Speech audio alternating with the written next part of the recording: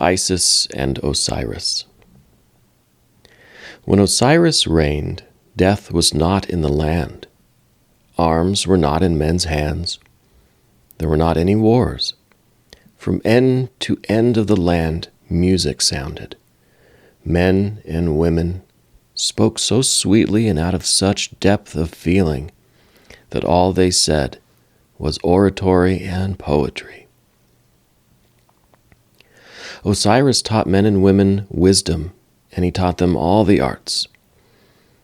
He it was who first planted the vine. He it was who showed men how and when to sow grain, how to plant and tend the fruit trees. He caused them to rejoice in the flowers also. Osiris made laws for men so that they were able to live together in harmony. He gave them knowledge of the gods, and he showed them how the gods might be honored. And this was what he taught them concerning the gods. In the beginning was the formless abyss, Nu. From Nu came Re, the sun. Re was the first, and he was the most divine of all beings. Re created all forms. From his thought came Shu and Tefnut, the upper and the lower air. From Shu and Tefnut came Geb and Nut, the earth and the sky. The earth and the sky had been separated, the one from the other, but once they had been joined together. From the eye of Ra, made out of the essence that is in the eye, came the first man and the first woman. And from Geb the father and Nut the mother, Osiris was born. When he was born, a voice came into the world, crying, "Behold, the Lord of all things is born." And with Osiris was born Isis, his sister. Afterwards was born Thoth, the wise one. Then there was born Nephthys, and last there was born Set. And Set tore a hole in his mother's side, Set the violent one. Now Osiris and Isis loved each other as husband and wife, and together they reigned over the land. Thoth was with them, and he taught men the arts of writing and of reckoning. Nephthys went with Set and was his wife, and Set's abode was in the desert. Set in his desert was angered against Osiris, for everywhere green things that Set hated were growing over the land, vine and grain and the flowers. Many times Set tried to destroy his brother Osiris, but always his plots were baffled by the watchful care of Isis. One day he took the measurement of Osiris's body. He took the measurement from his shadow, and he made a chest that was the exact size of Osiris. Soon, at the time before the season of drought, Set gave a banquet, and to that banquet he invited all the children of earth and sky. To that banquet came Thoth, the wise one, and Nephthys, the wife of Set, and Set himself, and Isis, and Osiris. And where they sat at banquet, they could see the chest that Set had made. The chest made of fragrant and diversified woods. All admired that chest. Then Set, as though he would have them enter into a game, told all of them that he would give the chest to the one whose body fit most closely in it. The children of Geb and Nut went and laid themselves in the chest that Set had made. Set went and laid himself in it. Nephthys went and laid herself in it.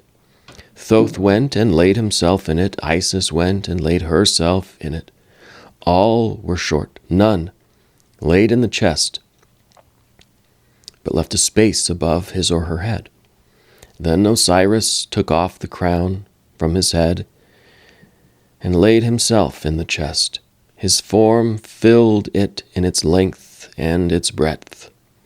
Isis and Nephthys and Thoth stood above where he lay, looking down upon Osiris, so resplendent of face, so perfect of limb, and congratulating him upon coming into possession of such a splendid chest that Set had made. Set was not beside the chest then. He shouted, and his attendants, to the number of 72, came into the banqueting hall. They placed the heavy cover upon the chest. They hammered nails into it. They soldered it all over with melted lead. Nor could Isis, nor Thoth, nor Nephthys break through the circle that Set's attendants had made around the chest. And they, having nailed the cover down, having soldered it, took up the sealed chest, and with Set going before them, they ran with it out of the hall. Isis and Nephthys and Thoth ran after those who bore the chest, but the night was dark. And these 3 children of Geb and Nut were separated one from the other, and from Set and his crew. And these came to where the river was, and they flung the sealed chest into the river. Isis and Thoth and Nephthys, following the tracks that Set and his crew had made, came to the river bank when it was daylight. But by that time the current of the river had brought the chest out into the sea.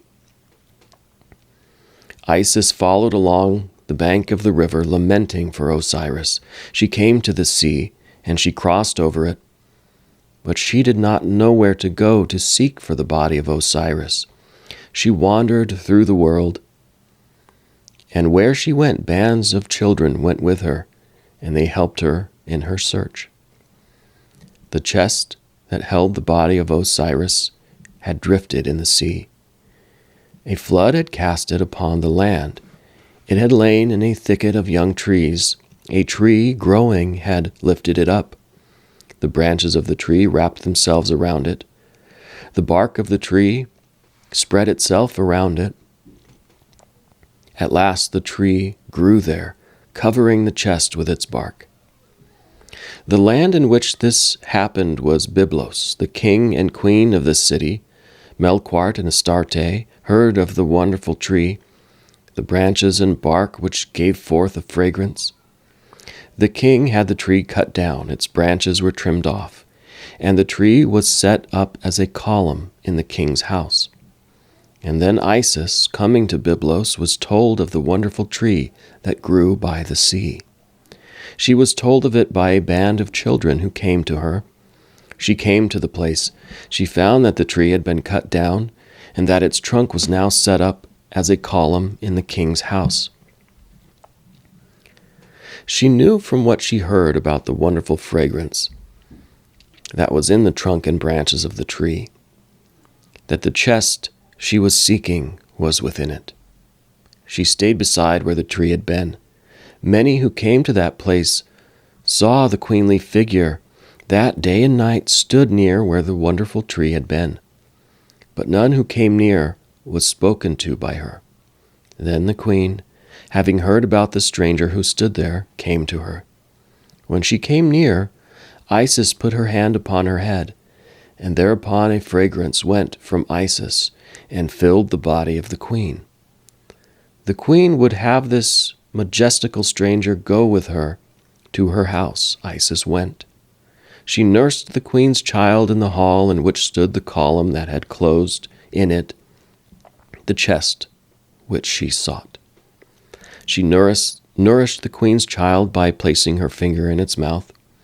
At night she would strip wood from the column that had grown as a tree and throw the wood upon the fire. And in this fire she would lay the queen's child. The fire did not injure it at all. It burned softly around the child. Then Isis, in the form of a swallow, would fly around the column, lamenting. One night the queen came into the hall where her child was being nursed. She saw no nurse there. She saw her child lying in the fire. She snatched the child up, crying out, Then Isis spoke to the queen from the column on which, in the form of a swallow, she perched. She told the queen that the child would have gained immortality had it been suffered to lie for a night and another night longer within the fire made from the wood of the column. Now it would be long-lived, but not immortal. And she revealed her own divinity to the queen and claimed the column that had been made from the wonderful tree. The king had the column taken down, it was split open, and the chest which Isis had sought for so long and with so many lamentations was within it. Isis wrapped the chest in linen, and it was carried for her out of the king's house. And then a ship was given to her, and on that ship Isis, never stirring from beside the chest, sailed back to Egypt. And coming into Egypt, she opened the chest, and took the body of her lord and husband out of it. She breathed into his mouth, and, with the motion of her wings, for Isis, being divine, could assume wings, she brought life back to Osiris. And there, away from men and from all the children of Geb and Nut, Osiris and Isis lived together.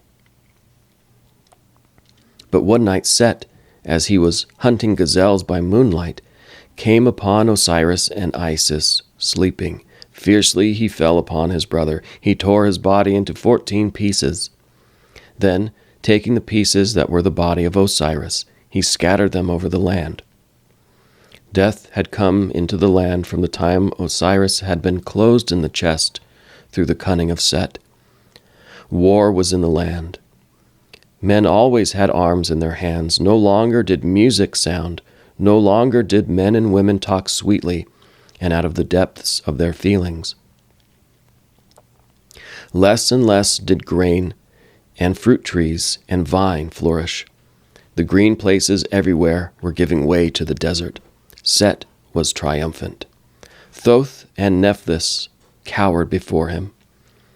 And all the beauty and all the abundance that had come from Re would be destroyed if the pieces that had been the body of Osiris were not brought together once more.